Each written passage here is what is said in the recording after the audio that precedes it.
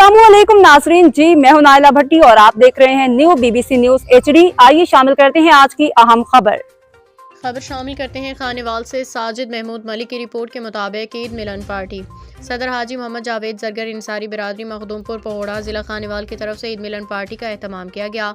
PP 206 MPA barrister Chaudhry Usama Fazal रुकन सूबाई assembly Punjab की Javed model market Makhdoompur Pahora Eid Milan party में खसूसी आमद सदर इंसारी बिरादरी हाजी जावेद जरगर इंसारी, सीनियर नायब सदर अब्दुर्रहमान इंसारी, नायब सदर अनवर नदीम इंसारी, जुमला मेम्बरान अरकान इंसारी बिरादरी ने भरपूर इस्तकबाल किया।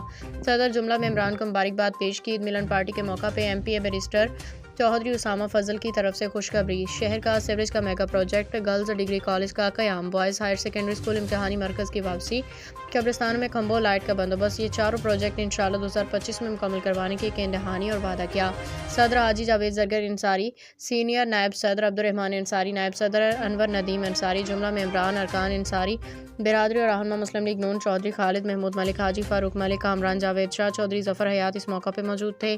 MPA बैरिस्टर चौधरी उसामा फजल का शुक्रिया अदा किया। रिपोर्ट हाजी साजिद महमूद मलिक, मखदूमपुर पहोड़ा खानेवाल।